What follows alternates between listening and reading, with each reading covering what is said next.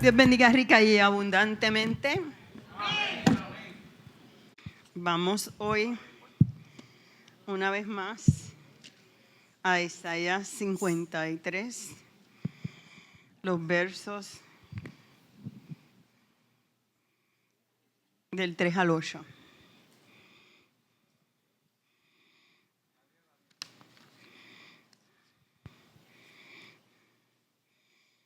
Ahorita voy a pedir un escritorio para esparcir papel. Isaías 53, del 3 al 8.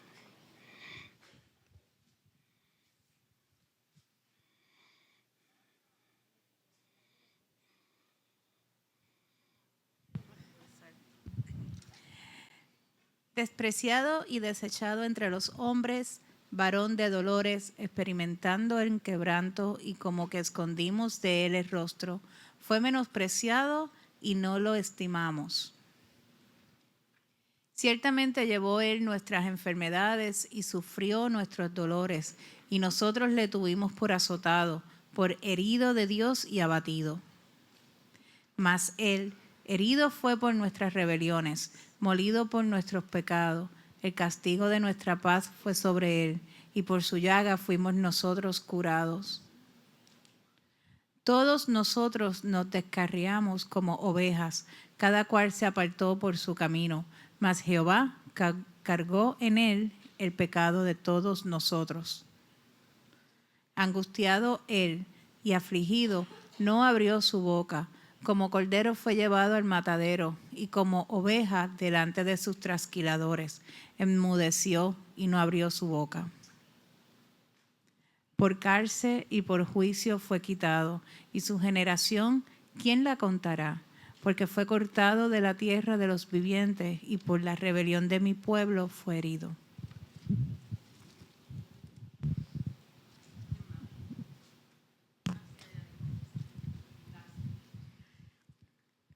Despreciado y desechado entre los hombres, varón de dolores, experimentando en quebranto, y como que escondimos de él el rostro. Fue menospreciado y no lo estimamos. Ciertamente llevó él nuestras enfermedades y sufrió nuestros dolores, y nosotros le tuvimos por azotado, por herido de Dios y abatido. Mas él herido fue por nuestras rebeliones, molidos por nuestros pecados. El castigo de nuestra paz fue sobre él, y por su llaga fuimos nosotros curados. Todos nosotros nos descarriamos como ovejas, cada cual se apartó por su camino, mas Jehová cargó en él el pecado de todos nosotros. Angustiado él y afligido, no abrió su boca. Como cordero fue llevado al matadero, y como oveja delante de sus trasquiladores. Enmudeció y no abrió su boca. Por cárcel y por juicio fue quitado, y su generación, ¿quién la contará? Porque fue cortado de la tierra de los vivientes, y por la rebelión de mi pueblo fue herido.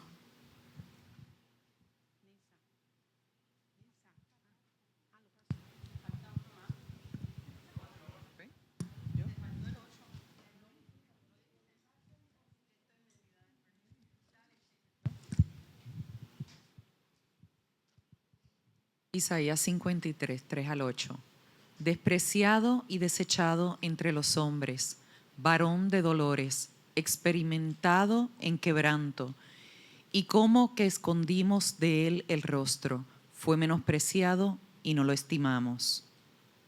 Ciertamente llevó él nuestras enfermedades y sufrió nuestros dolores, y nosotros le tuvimos por azotado, por herido de Dios y abatido.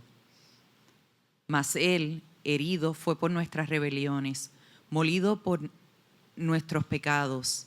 El castigo de nuestra paz fue sobre él, y por su llaga fuimos nosotros curados. Todos nosotros nos descarriamos como ovejas, cada cual se apartó por su camino, mas Jehová cargó en él el pecado de todos nosotros. Angustiado él y afligido, no abrió su boca. Como cordero fue llevado al matadero, y como oveja delante de sus trasquiladores, enmudeció y no abrió su boca. Por cárcel y por juicio fue quitado, y su generación, ¿quién la contará? Porque fue cortado de la tierra de los vivientes, y por la rebelión de mi pueblo fue herido.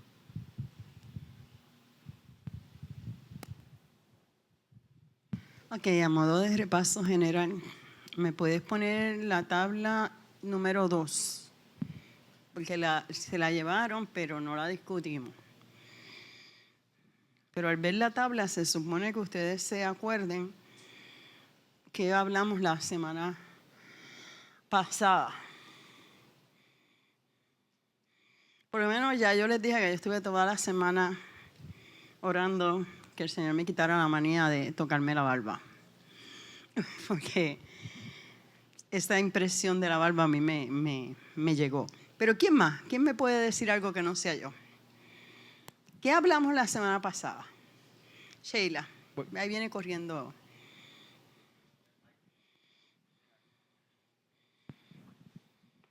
A mí me trabajó mucho el silencio de Jesús, como mientras lo acusaban y pasaba mil cosas probablemente por su cabeza, él callaba. Y hablábamos de que callaba por dos cosas. Una, por el poder grande que había en él. Y hablamos de que cuando en Getsemaní él abrió su boca, unos cayeron, así que para el cumplimiento de la palabra él cayó. Y entre otras cosas, ¿verdad? Porque esa era la muestra de su gran control. Y hablamos de que gritar es perder el control y que callar es lo que debemos hacer mientras estemos en tribulación para oír la voz de Dios. ¿Alguien más? ¿Alguien más? Gigi. Ok.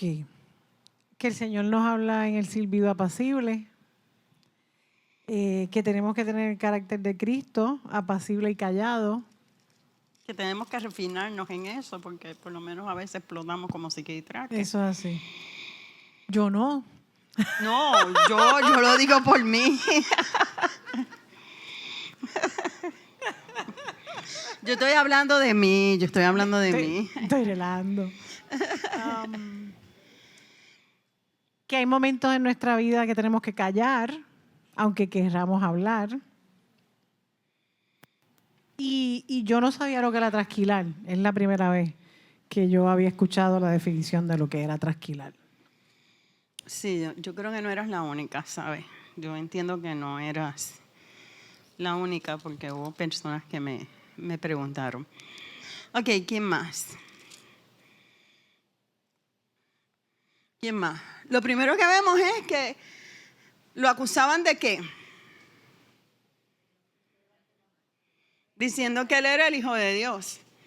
Y probamos también que él nunca dijo que él iba a derribar el templo. Lo dijeron ellos. Ustedes van a destruir el templo. Y que usaron eso para acusarlo. Sabemos que no era legal porque era de noche. Era de noche y no podía hacerse juicio de noche. Lo quiero repasar porque hay algo que hacen los judíos que me llamó la atención, que lo vamos a tocar hoy. Y sin ser acusado, ya estaba siendo maltratado. Lo que indica es que el juicio ya estaba definido desde antes. O sea, no hay forma de que esta te libere, te vamos a maltratar. Los dos juicios, que estos son de lo que nosotros llamamos judíos religiosos, ellos no tenían derecho como judíos ¿a qué? Podían enjuiciarlo, pero no podían ¿qué? Sentenciarlo a muerte. Eso le tocaba a Roma. Y como ellos necesitaban que Roma, ese detalle hay que saberlo porque hoy cuando entremos a Marcos 15, ellos se tienen que inventar algo para que entonces Roma sí pueda entrar. Porque a Roma no le interesaba que él dijera que era hijo de Dios. A Roma no le interesaba que él hiciera milagros. A Roma no le interesaba que él dijera nada, pero había que inventar algo para que entonces Roma lo pudiera acusar. Exacto, lo pudiera mandar a matar. Lo declaran blasfemo y en el Sanedrín lo mandan a las autoridades romanas. En lo que amanecía, no solamente le arrancaron la barba, sino que lo metieron como en una fosa, como en un lugar frío, solitario y oscuro. O sea, él recibió todo el maltrato posible que ningún ser humano podía resistir. Y quiero que tengan bien claro lo que alguien trajo ahorita, lo venció en Getsemaní. Porque es necesario que nosotros entendamos que en medio de nuestras pruebas, de la única forma que podemos vencer es de rodillas, en la búsqueda del Señor. Aún sabiendo que todos están en contra, miren, a veces está hasta en nuestra mente, pero todo lo que vemos es como negativo, se vence única y exclusivamente de rodillas ante la presencia del Señor. No porque seamos Dios, sino porque Él nos dio el ejemplo de cómo podemos vencer. Porque todo lo que hizo Jesús fue dejarnos herramientas para que nosotros pudiéramos vencer. Vamos un momentito a Lucas. Yo creo que yo no te lo puse esto. Por eso era que estaba aquí metida. Pero yo sé que hablamos ya de la negación de Pedro y de que el Señor le dijo a Pedro que lo iba a negar antes de que y hablamos del gallito y que no era gallo, que podía ser el chofar, bla, bla, bla. Pero aquí hay unos datos interesantes que yo quiero que toquemos en este momento. Vamos a Lucas 22, 54. Se cree, porque no está aquí, que quien le dio acceso al lugar fue Juan. Miren, Juan no era cualquier hijo de vecino. Si usted estudia la historia de Juan tenía hasta barcos propios. Era una persona próspera, pudiente, y su papá también. Él tenía personas a su cargo. Por lo tanto, se entiende que él podía entrar y salir tranquilamente porque conocía a este tipo de personas y que él permitió que Pedro entrara. Aquí hay un dato bien interesante, porque vemos a un Pedro que corta la oreja y después todos se van, pero vemos un Pedro que regresa. Y vamos a leer del 54. Déjame leerle exactamente lo que quiero que lean, porque si no terminamos el capítulo.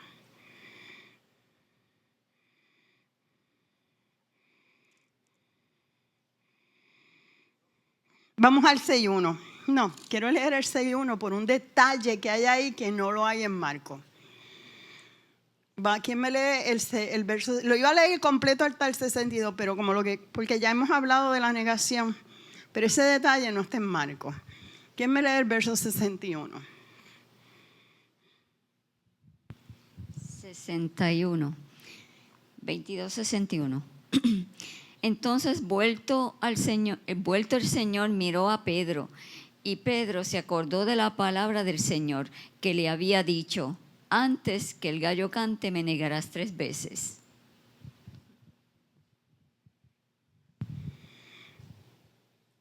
¿Qué hace que Pedro despierte a lo que él estaba haciendo?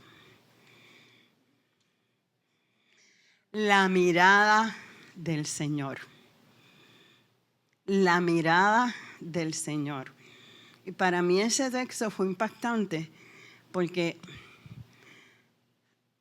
¿cómo tú piensas? No te voy a decir cómo yo pienso, pero ¿cómo tú crees que fue esa mirada del Señor hacia Pedro? De misericordia. ¿De misericordia? ¿De qué más? ¿De amor? No había acusación en su mirada. Y eso es hermoso. Porque Pedro le había fallado, lo había acabado de negar, lo negó, se portó mal, cortó la oreja. Y el Señor lo mira con ojos de misericordia. ¿De qué? De piedad. De piedad. Y eso hace que él que recapacite, reaccione, despierte a una realidad. Mire, a veces nosotros andamos en un letargo espiritual que cuando nos damos con la palabra decimos, ay, esto está aquí. Y Dios se encarga de que eso llegue a tu vida y despiertes. Aunque sea un texto escrito en un puente. Que yo sé cuando dicen que a mí me pasó no fue un puente, pero me acuerdo que fue un retiro y en una piedra decía, clama a mí, yo te responderé. Y se hizo mi texto por años. Yo ni sabía que ese texto estaba en la Biblia. Pero la mirada del Señor cuando quiere algo contigo, Él despierta. El choque con el Señor tiene que despertar tu espíritu. Si verdaderamente, porque Pedro lo que hacía era buscando a Dios otra vez. Era buscando otra vez a Jesús. Era tratando de llegar donde estaba Jesús. Era ver qué pasaba para que nadie le cuente. Y cuando chocó con la mirada del maestro, su espíritu despertó. Y lo vemos en él. Pero como siempre digo, a mí me gusta aplicármelo a mí. Hay momentos en que uno anda apagado espiritualmente. Apagado espiritualmente. El switch bajó. Pero cuando tú chocas, te disciplinas, te educas, vuelves, te rindes, Dios no te está acusando. Dios te está extendiendo las manos para que vuelvas. Como decía el predicador de hace 2 semanas atrás, porque la del domingo yo no me acuerdo, de hace 2 semanas atrás, iba en el mismo hilo que nosotros. Dios no es que da amor, es que es amor. Entonces, ¿cómo es posible? No me la contesten. ¿Cómo es posible que yo tengo un diario vivir con el Señor y estoy en un letargo espiritual? No contesten. No es posible. Porque una vez que tú clamas, Jesús se hace presente. Yo no estoy diciendo que no tengas una lucha espiritual en un momento determinado. Yo no estoy diciendo que la batalla se arrecia. Pero Pedro se metió como fuera a buscarlo. Y cuando lo miró, su espíritu despertó. Dios nos está llamando a mirarlo a Él para que nuestro espíritu despierte. No estoy diciendo que estamos dormidos. Es que hay unas áreas de nuestra vida que tenemos que despertar. Hay unos alertas que tenemos que despertar. Porque si queremos la llenura del Señor, tenemos que verlo a Él cara a cara. ¿Qué tú quieres hoy conmigo, Señor? ¿O qué quieres que no haga? ¿O qué quieres que diga? ¿O qué quieres moldearme? Porque este es el mismo Pedro que después se va allá y no quiere entender que Jesús lo amó. Y Jesús lo único que le dice es, ¿me amas? Por las 3 veces que lo negó. ¿Me amas? Y yo entiendo que eso es lo que Dios nos está diciendo. Porque sin querer apagamos el espíritu. Se lo digo por experiencia. Hoy estoy cansada, agotada, oro ahorita. Hoy yo hablaba con el Señor y es una disciplina. No quiero, pero hago. No deseo, pero lo hago. Hasta que el Espíritu despierte en mí. Y cuando el Espíritu despierta, ya no hay pesadez. Y esa fue la mirada de Jesús. Esa fue la mirada de Jesús a Pedro. Porque ya Jesús sabía que él iba a irse a la barca. Iba a pensar que no iba a tener remedio. Como hay muchas personas que por haberle fallado al Señor creen que no tienen remedio. No tienen remedio si mueren sin arreglar su situación, porque aquí no se ora por los muertos. Y no tienen remedio si Cristo viene. Y decidiste no hacer nada. Porque Dios no te va a obligar. Dios te dice, te deja ver claro qué áreas tienes que cambiar. Pero tú lo tienes que hacer. Ahora, vamos ahí mismo a Lucas 22. Que se me va la lectura. Lucas 22, del 28 al 34. Del 28 al 34.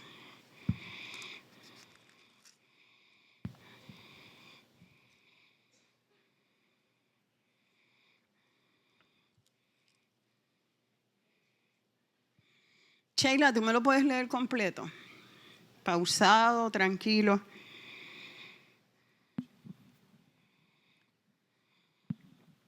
Pero vosotros sois los que habéis permanecido conmigo en mis pruebas. Yo, pues, os asigno un reino, como mi Padre me lo asignó a mí, para que comáis y bebáis a mi mesa en mi reino, y os sentáis en tronos juzgando a las 12 tribus de Israel. Dijo también el Señor: Simón, Simón, he aquí Satanás os ha pedido para zarandearnos como a trigo. Pero yo he rogado por ti, que tu fe no falte, y tú, una vez vuelto, confirma a tus hermanos. Él le dijo: Señor, dispuesto estoy a ir contigo, no solo a la cárcel, sino también a la muerte. Y él le dijo: Pedro, te digo que el gallo no cantará hoy antes que tú niegues 3 veces que me conoces. Ok. Antes de Jesús decirle a Pedro que lo iba a negar, ¿qué palabra de esperanza le da Jesús? Esa sí me la tienen que contestar, no es que la piensen y crean que no van a contestar, es que me lo resuman. ¿Qué le está diciendo Jesús antes? Toma. Le dice que la fe no le falte. Que la fe no le falte, porque la que, ¿qué ha hecho el Señor? Rogó por eso. Le está diciendo, sé que me vas a fallar. No le está diciendo, no me vas a fallar, pero yo voy a hacer que tu fe no falte, porque te estoy rogando, estoy intercediendo. ¿Cómo esas palabras? Y él está diciendo que si permanecen con él en la prueba, él los va a bendecir, o me equivoco, o leí mal. ¿Cómo esas palabras de esperanza que Jesús le está dando a Pedro pueden haber afectado la vida de Pedro o tu vida? En el momento que lo negó, ya vimos que lo negó, ya vimos que despertó. Ahora háganme un paralelismo. Ok, se la voy a poner un chispito. Ajá. De al Dios prometer esto y ocurrir esto, ¿cómo eso afecta a la vida de Pedro? En forma positiva. Ponte el micrófono. Bueno, que le dio una esperanza. Ajá, y ahora estoy en medio de la prueba. ¿Qué puede ser eso para él? Dale. No sé, pero yo lo que, ¿verdad? Lo que a mí me llamó la atención es que él le dice, ay, Dios mío, se me perdió ahora, cuando él le dice, cuando vuelvas, No sé si me ayudas a acordarme del versículo bíblico que él le dice, pero cuando vuelvas, fortalece también a tus hermanos. Sí. Míralo aquí. Una vez vuelto, confirma a tus hermanos. Para mí eso es como que, ok, voy a pasar un momento bien difícil, pero como que me está dando la certeza de que todo va a estar bien, de que vamos a salir de la prueba, o si fuera mi caso, voy a salir de la prueba y todo va a continuar en las manos de Él. O sea que voy a sostenerme en medio de la situación. Juntamente con la tentación, Jesús dio ¿qué? La salida. Juntamente con la prueba le dijo, lo vas a pasar, pero esta es la alternativa. Dejemos a Pedro. Mirémonos nosotros. Por lo menos, esto sí es personal, no me lo tienen que traer. El jueves, cuando den testimonio, si lo quieren contar. Cuando Dios ha hablado a tu vida, palabras de esperanza o una promesa, que no necesariamente fue en estos días. Bueno, los recién convertidos tiene que haber sido en estos días. Y cuando ocurre el evento, el Espíritu despierta en usted lo que Dios habló años atrás. Yo lo he vivido. De momento empieza una peliculita y lo que el Señor me dijo hace años que yo no creía que iba a suceder, lo estoy viviendo. Porque esa palabra de esperanza está viva. Esa palabra de esperanza que le dio a Pedro está viva. Y cuando ocurre, por eso el espíritu de Pedro despierta. Ay, santo, si me dijiste que te iba a negar.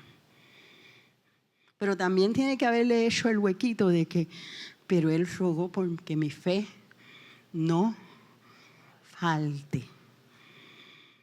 Tenemos conciencia de que el Espíritu está intercediendo por nosotros con gemidos indecibles frente a la presencia del Señor.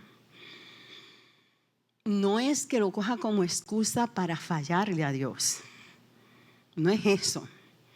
Pues yo resbalo y el Señor me va a levantar. No es que planifique para pecar. Es que entendamos que si pecamos, abogado tenemos para con el Padre y tenemos que despertar.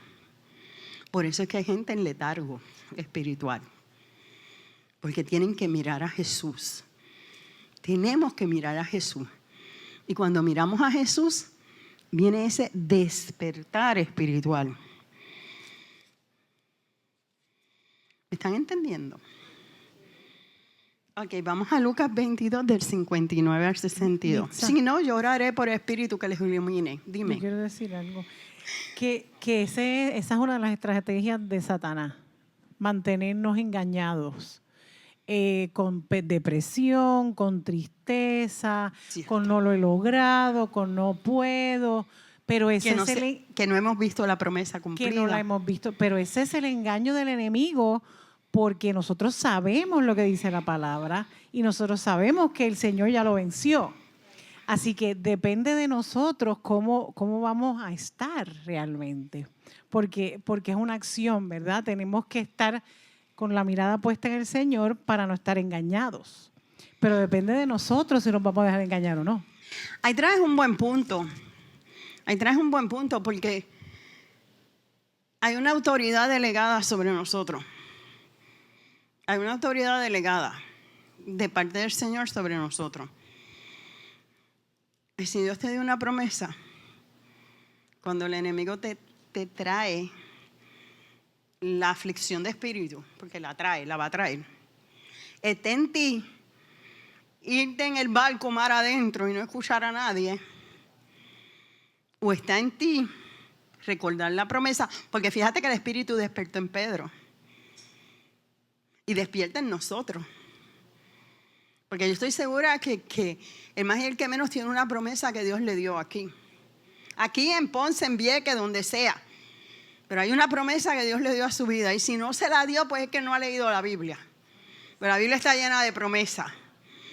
voy ahora, déjame terminar el pensamiento, dale para cuando yo termine.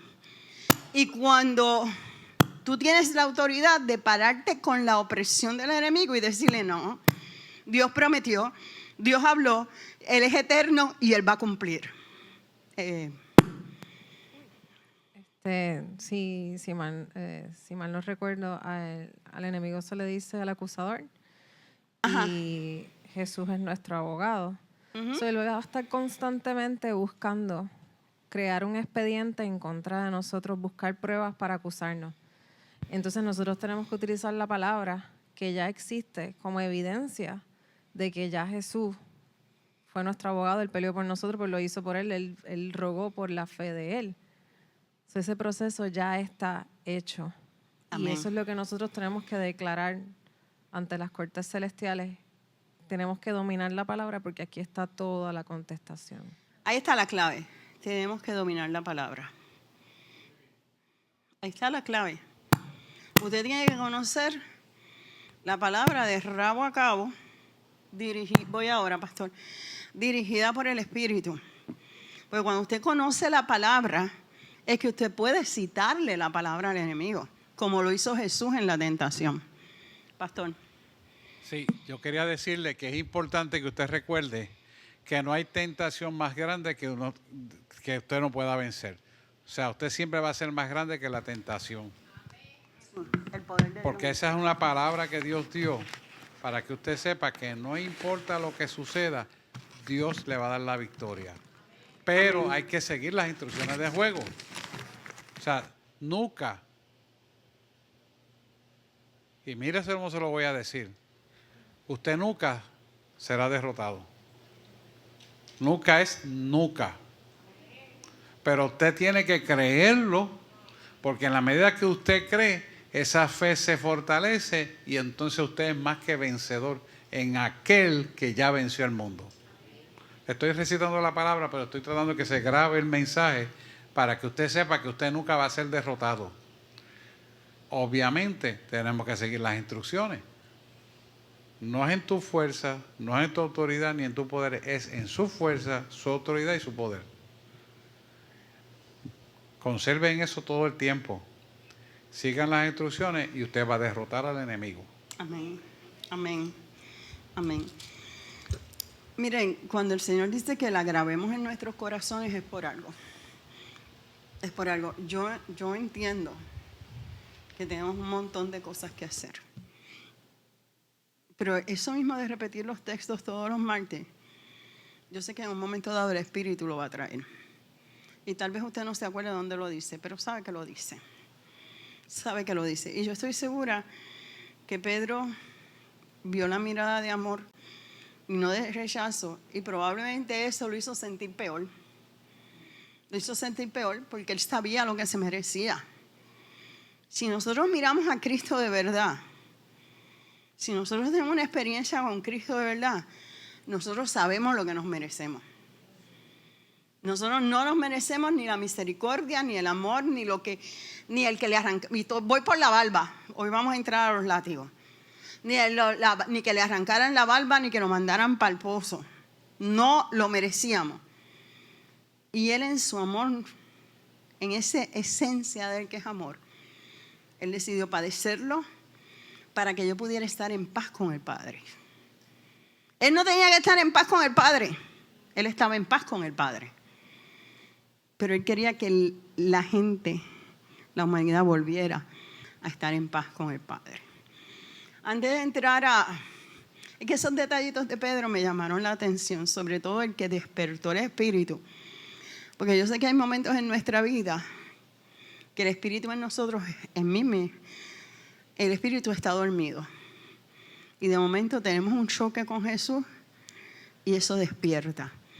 Y eso despierta. Vamos a Caifás y a Caifás, no, a Poncio Pilato y vamos al papel donde describimos a Poncio y al amiguito Herodes.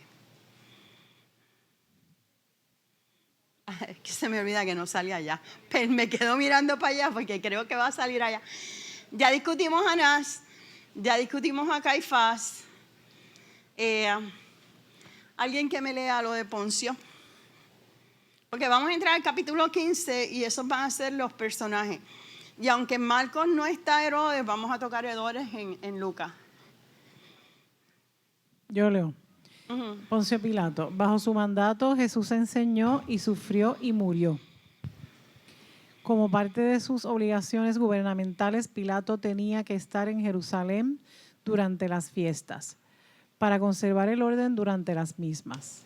No halló culpa en Jesús, pero prefirió sacrificarlo antes de que investigaran su administración. ¡Qué barbaridad! Eso te dice algo, ¿verdad? Un poquito corrupto. La cual era corrupta. Judíos acudieron a él, por ellos no podían condenar a muerte sin la autorización de Pilato. Y Pilato no le interesaba. Pilato estaba en un dime y direte, porque también estaban cerca las elecciones. Y miren, Pilato se lava las manos, ¿sabes por qué?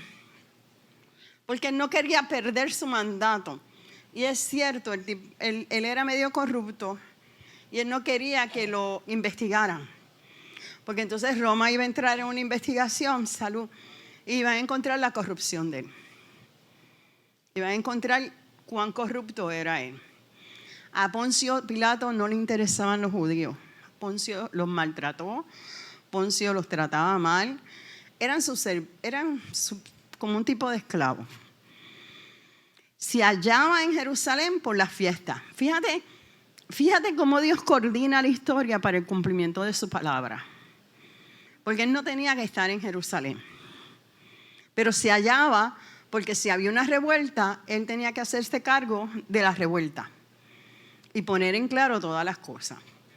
De las fiestas Ok, aquí Herodes, hay varios Herodes, por eso le dije sé que hay varios.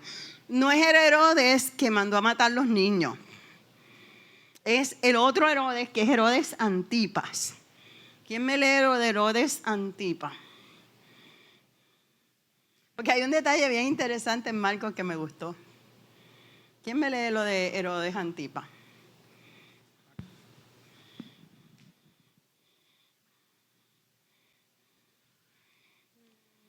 Condenó a Juan el Bautista. Debido a su parecido, confundió Jesús con Juan el Bautista.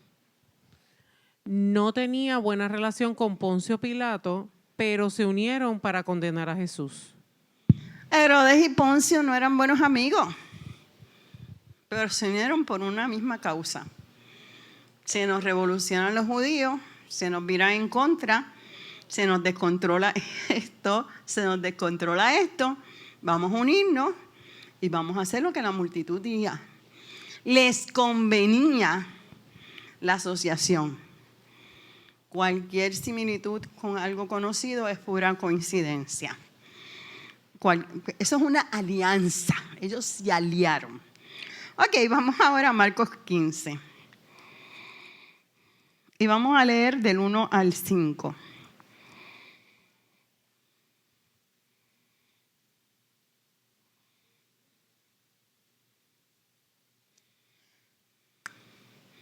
Antes de Marcos 15, ¿puedes ponerme el mapa? Yo te lo puse ahí.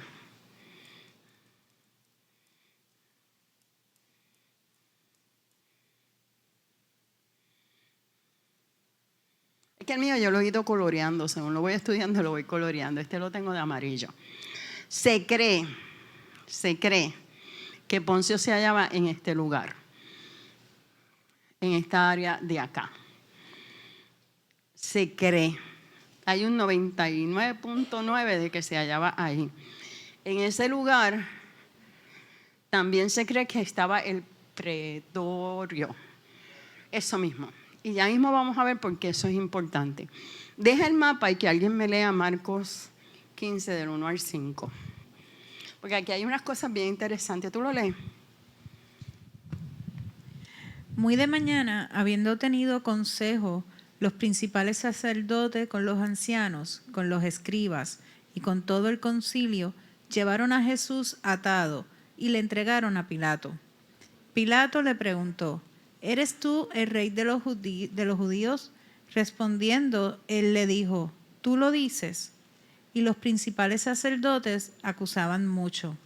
Otra vez le preguntó Pilato diciendo, ¿nada respondes? Mira cuántas cosas te acusan. Mas Jesús ni aun con eso respondió, de modo que Pilato se maravillaba.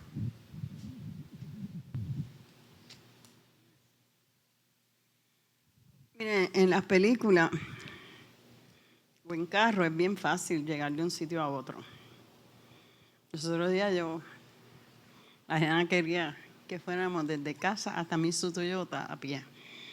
Y yo le dije, en carro es un mamey. Mi hijo sabe lo que yo le quiero decir. Hay un abrirse, pero después vamos a traer algo, ¿cómo lo vamos a cargar? Y yo creía que era más pequeño. Yo, gracias a Dios que no le hice caso. Pero miren, de aquí a acá, de acá a acá, de acá a acá y acá. A pie, atado, maltratado, sangrando, sin agua. Las noches son más frías de lo que ustedes se imaginan. Pero allá las noches son frías. Los días son calurosos y las noches son frías. Yo lo traigo porque yo todavía no puedo ver la película esa de Mel Gibson. Y cuando me pongo a leer esto, yo dije, Dios mío, me tengo que detener. ¿Cuánto tú sufriste por mí sin yo merecerlo? Sin yo merecerlo. Y a todo esto, atado ilegalmente, como un criminal, porque vimos ya los primeros sucesos y en todos era ilegal. Y lo traen aquí, y lo traen ahí, donde supuestamente estaba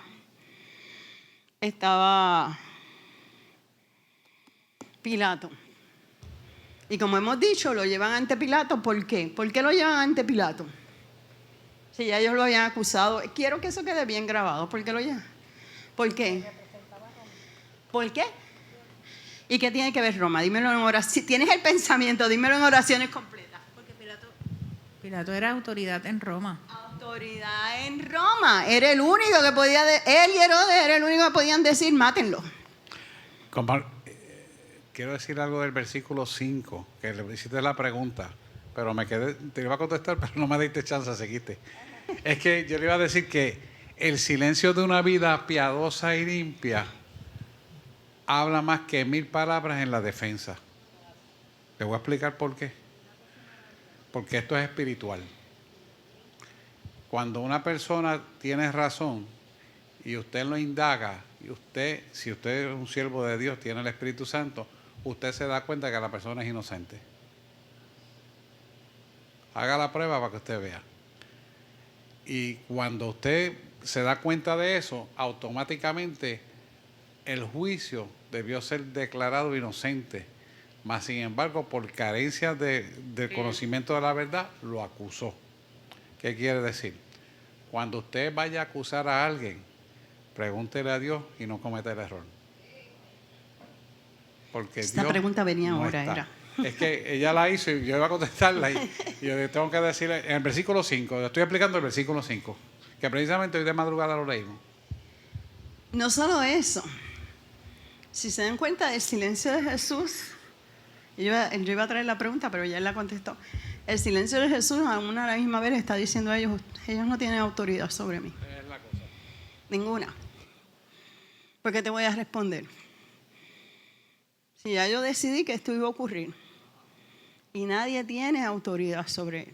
O sea, todo el tiempo estamos viendo un Jesús decidido a entregar su vida por nosotros. Todo el tiempo. Digan lo que digan y lo vamos a ver en la cruz. Él ni la muerte tenía autoridad sobre él. Él puso su vida porque él la podía volver a tomar. Vamos un momentito a Lucas 23. Yo sé que los tengo del tingo al tango. Pero es que la mejor forma de ustedes ver que la Biblia es certera es brincando. Eso es lo que se llaman textos cruzados.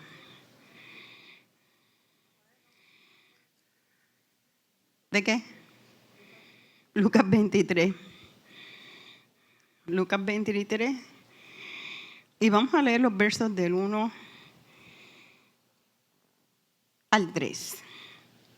Porque hay unos datos que no están en Marcos. Aunque es aparentemente los mismos, acuérdense que cada uno de ellos escribió de acuerdo a lo que ellos vieron.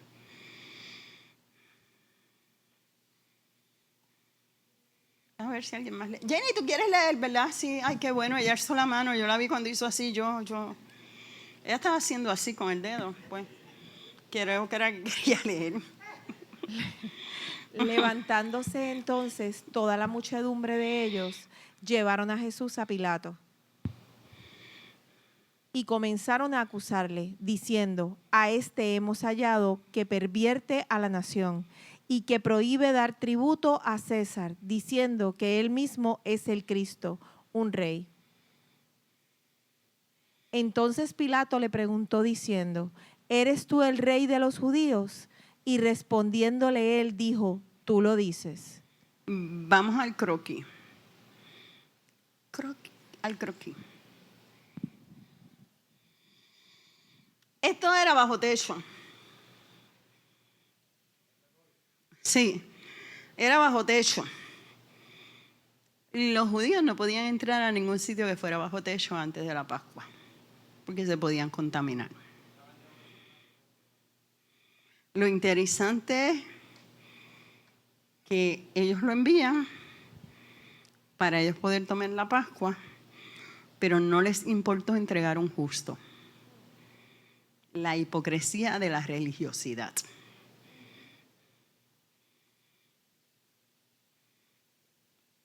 Con tal de entregar al justo, yo quebranto.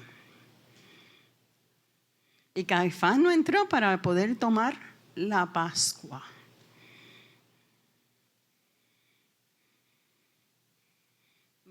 Hermanos,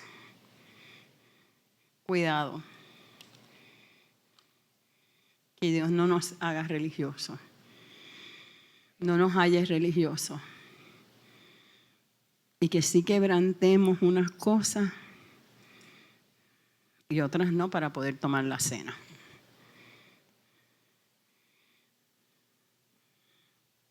No voy a hacer esto porque es pecado. Pero puedo hacer esto porque quiero tomar la Pascua. Tiene que el Espíritu despertar en nosotros. El espíritu de religiosidad le ha hecho daño a las naciones toda la vida. Toda la vida. Las cruzadas se hicieron en el nombre de Cristo. Y se ha matado gente en el nombre de Cristo. La religiosidad saca a la gente de las iglesias. La religiosidad nos impide ver el Maestro. Y los que lo crucificaron eran religiosos. No tenían el espíritu despierto. Porque el que choca con la mirada de Cristo, el espíritu despierta. Despierta. Ahora, según el verso 2, a Jesús lo acusan de 3 delitos. ¿Quién me puede decir los 3 delitos que ellos buscaron para poder lograr que Roma los acusara?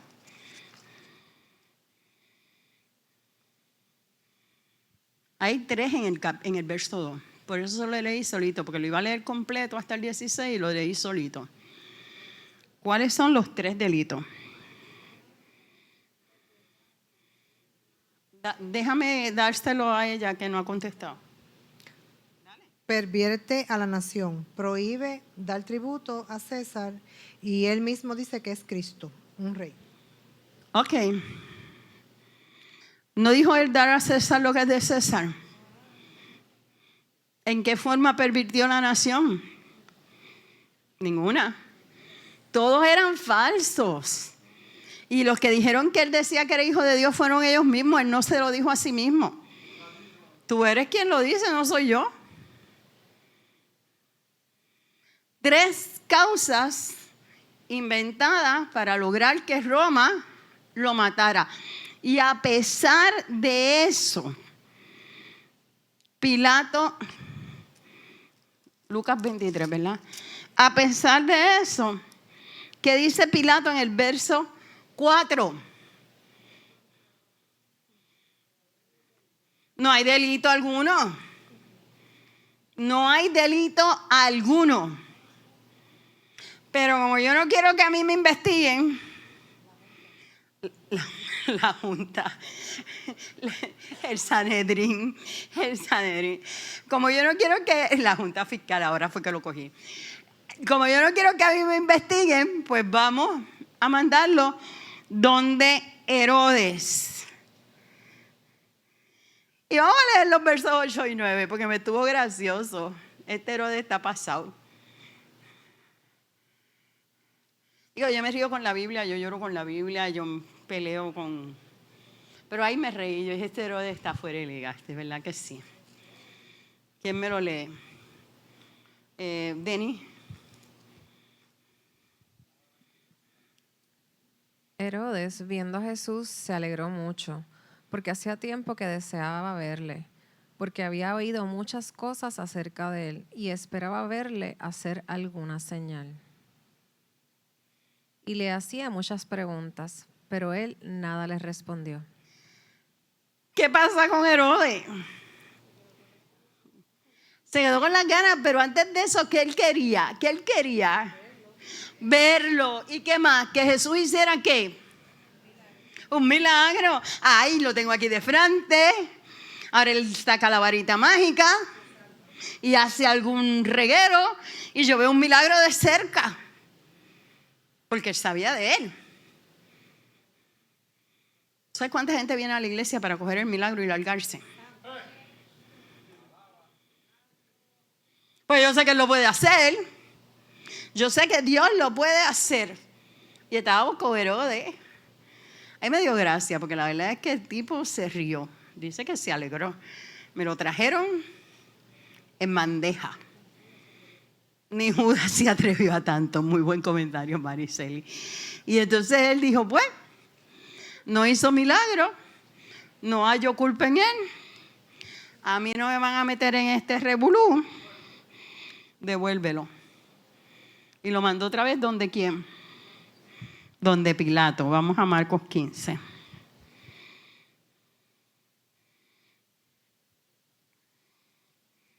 Y vamos a leer los versos del 6 al 19. Empieza a dar el micrófono así para que lea cada uno un texto de algún lado. Del 6 al 19.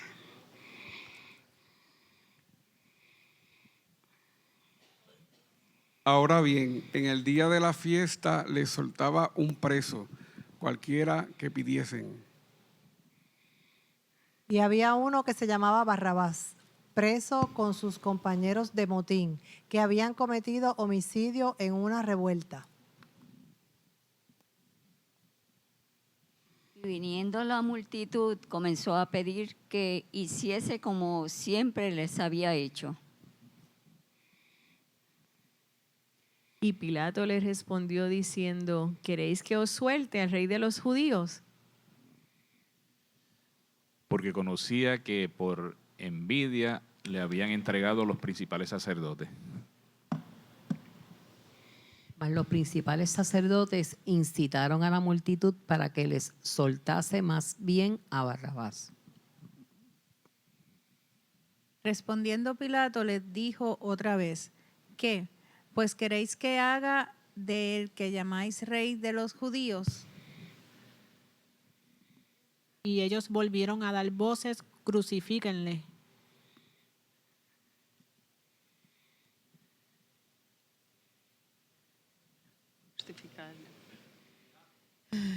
El 15. Pilato les decía, pues qué mal ha hecho. Pero ellos gritaban aún más, crucifícale. Y Pilato, queriendo satisfacer al pueblo, le soltó a Barrabás y entregó a Jesús, después de azotarle para que fuese crucificado. Entonces los soldados le llevaron dentro del atrio, esto es, al pretorio, y convocaron a toda la compañía. Y le vistieron de púrpura y poniéndole una corona tejida de espinas. Comenzaron luego a saludarle.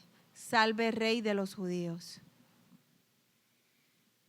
Y le golpeaban en la cabeza con una caña y le escupían, y puestos de rodillas le hacían reverencias.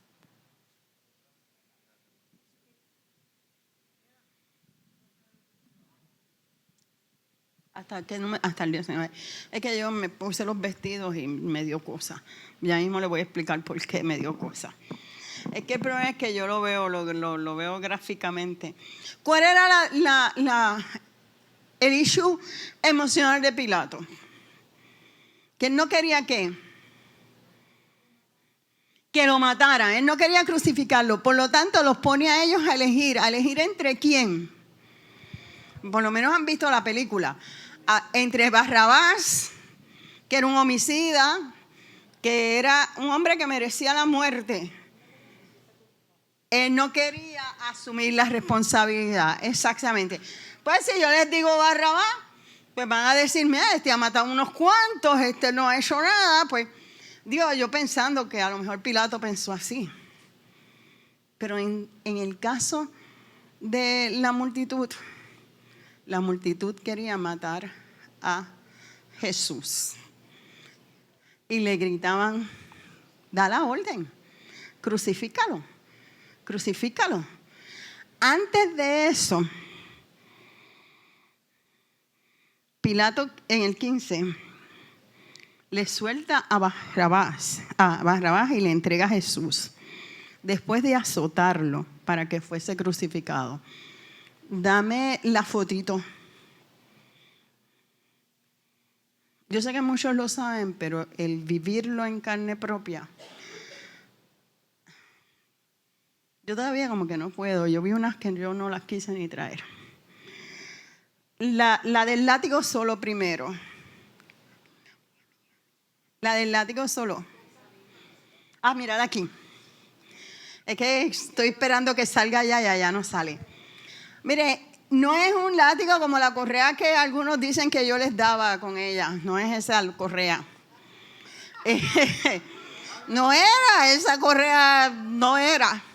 Era un látigo abierto, con abertura, con pedazos de hueso, de oveja, porque la intención era tirar, ay sí me duele, perdón, tirar y rasgar la espalda. Entonces, ahora ponme la otra, la que te di. La posición era, esos muñequitos obviamente, porque no quise poner las que parecían real, porque yo no puedo, de verdad que yo no puedo. Esta es otro tipo, pero lo mismo era, todas están abiertas con cosas para rasgar. Y les dio 39 veces. Se dice que si le daba 40 podía fallecer. No sé, se decían 40, pero a la mayoría se le daba 39 veces. Y fue otra de las áreas donde Jesús se desangró. Yo sé que aquí el pastor me va a querer hablar y lo tengo que dejar. Porque por sus llagas fuimos nosotros curados. O sea, Él se hizo una llaga humana. Y como dicen los científicos, esos 39 latigazos representaban las enfermedades globales. ¿Me equivoco, pastor? Todas las enfermedades que nosotros podíamos padecer o podíamos tener. Por lo tanto, las básicas de origen. Dígame. Las enfermedades básicas de origen. Las enfermedades básicas. Y los rajaron. Bueno, a mí lo que me dio cosa es que siento la espalda sangrando. Tiene la espalda... Y después te lo repaso otra vez porque tengo que cortar. Porque ya van a ser las 9 y no quiero sin irme con este pensamiento. ponte tú, el cuerpo es una llaga humana. No vamos a la corona todavía, porque lo quiero coger como por pedazo. Y te ponen un traje encima para después arrancarte ese traje.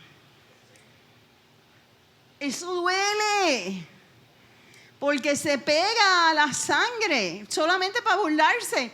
Este es el rey, pero la tortura era mayor. Usted nunca se ha dado un golpe y no se ha dado cuenta, y cuando se va a sacar el cantito de tela, no le arde. Horrible, sí. Imagínense, voy ahora, con el vestido de púrpura, este es el rey ensangrentado con... Ay, dime, Adriana. Que yo no sé quién se ha quemado la espalda, le ha dado una insolación. Ah, también. De hecho, ponerte una camisa después de eso es horrible, así que no me quiero imaginar la piel abierta como tal. Porque la piel de él estaba abierta.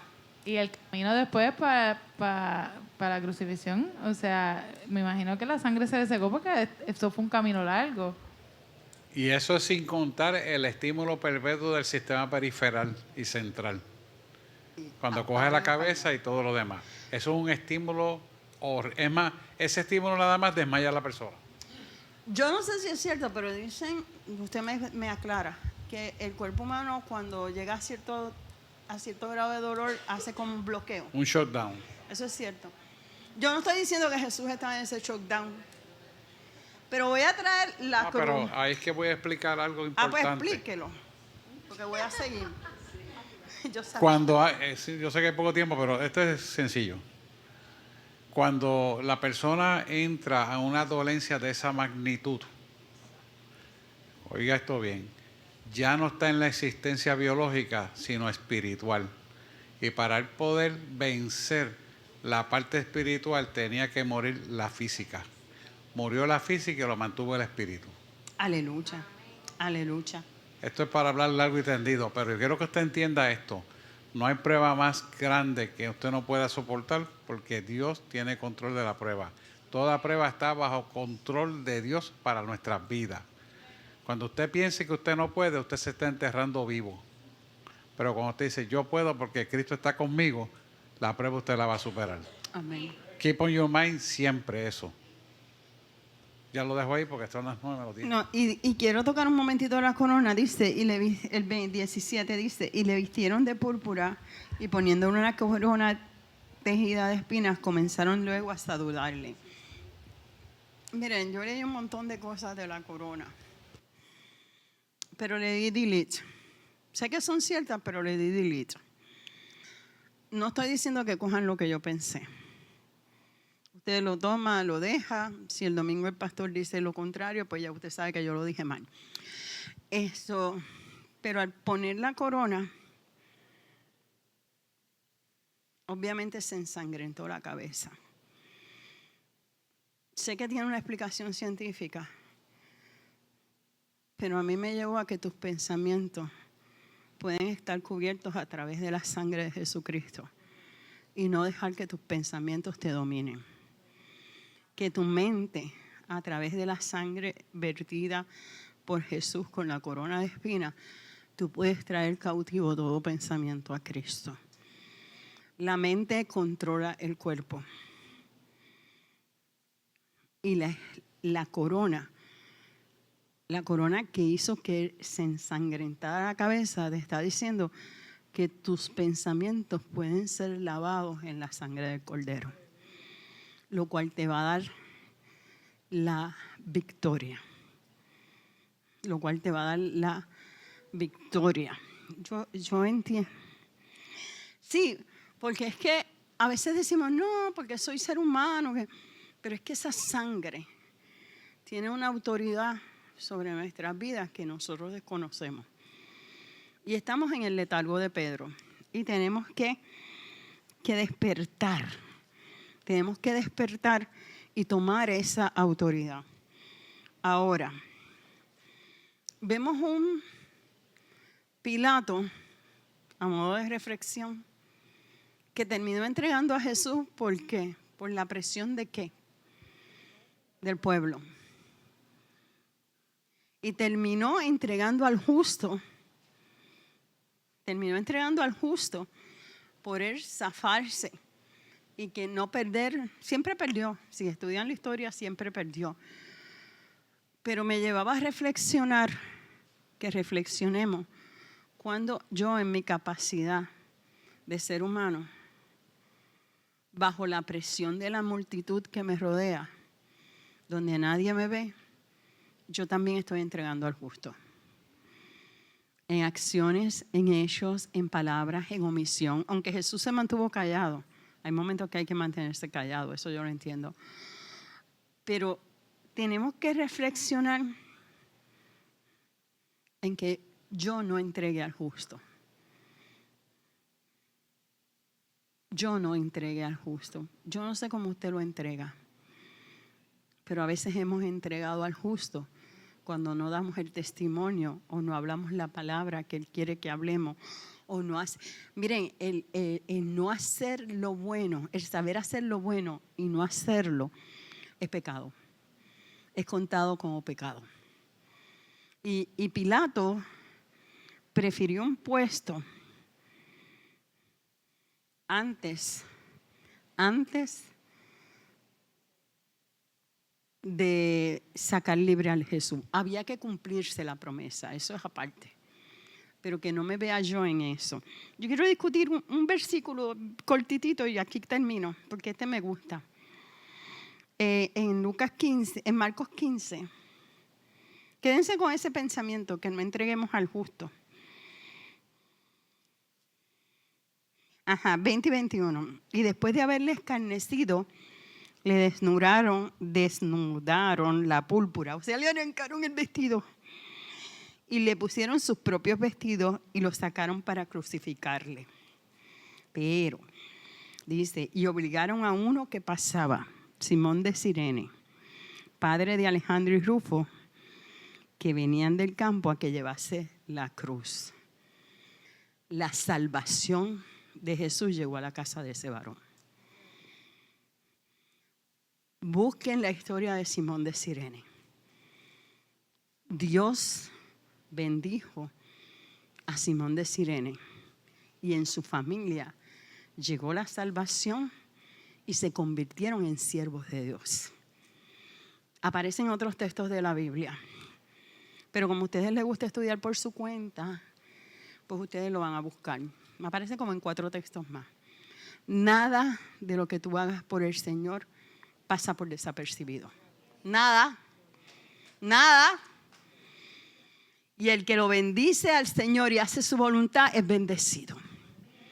Y el que hace la voluntad de Dios y obedece sus mandamientos es bendecido. Es tiempo de despertar. Oramos.